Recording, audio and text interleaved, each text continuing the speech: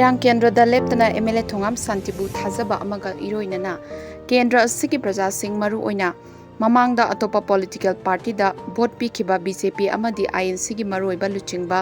meeoi kyamarum Moirang kendragi MLA da sougatkhre Kwakta Municipal Council gi caretaker chairperson Mrs. Minarjan Bibi KMC Ward number 7 amasung caretaker councillor Singh MD Abdul Karim Abu Ward number 8 MD Haji Abdul Salam Ward number 3 Mrs. Betombi Devi Ward number 9 loinana maru oiba luchingba meeoi kayana NPP Moirang block ta thazaba amaga loinana changlakpabu MLA Shanti amasung party gi luchingba meeoi kyamarum yauna ikai khumnabaga loinana taramna okpagi thauram ama Kwakta public hall da NPP Moirang block na sinduna pangthokkhre taramna okpagi thauram aduda MLA na phongdokkibada Kwakta praja singda Kwakta gi senglaba laifamlen ama oiriba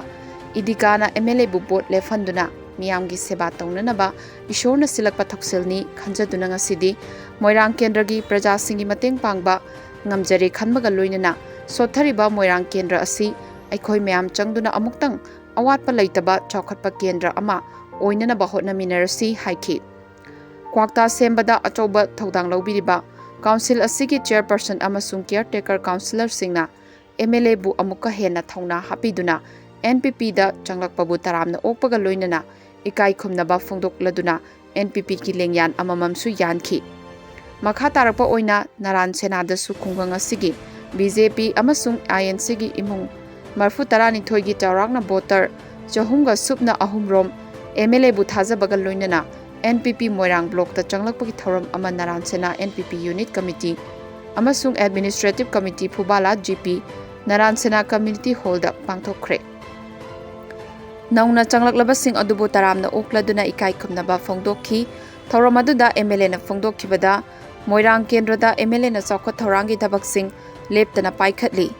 laibak thibadi MLA na term asidi adukki matik khudongchadaba kaya chawkhat thorangi thabaksing paikhatpa yadaba maramsing aduna maram oiraga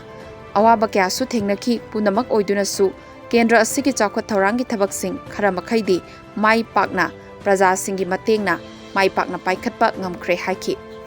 makha tanasu naran sena khunggang asigi ahan akon naina semgat sagatpagi thabaksing miyamga tanaduna paikhatlagani haibaga loinana khunggang asidasu hakchang fana thamnabagi pandam amada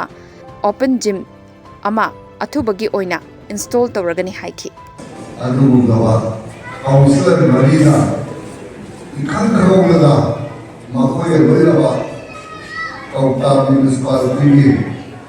Lagi miyam asli hai berapa maulana di social worker kerja berapa orang Manipuri pressure ke electronic dijai itu tanda Moirang mungkin begini orang kita segi kalau Kwakta kalau posisi kuliah MLA NPP MLA sama sougatkhre hai apa itu self declaration macam Obvious to the Ecoina, Ecoina, the General Kwakta decision say, Tawzabani Arisma, Ayam Tamzari. I know Java, Imaima, Ibet Tola, Ibet Togudo, in the Sambidona, Pantopong of Grain and Loge, indeed of Dima Mole, Madi, Adobo. He never loved Kambarexida, I did Tawzaway Abokadi, I Tawzabra. Sumaida Tamzake, Adula Tobin Suka Amamali, Tobuna Suka Zakiri, Adubo, Leva Tibela, Tataru, Mangan Bere, Malabika, the PR, like even a Tataru, they utilized the way out there. Adula, Tobodo Tobamansu, Pangtok to the lady, Adubo, Pangtok to the lady, Tokmamdo, Soida Maki, I was Sakashida,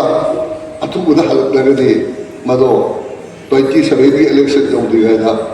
narathelabo khwaidagi fajaba aduba makhagi khungang ama oina bohonura hajalaba amadi badu semna lo bohonura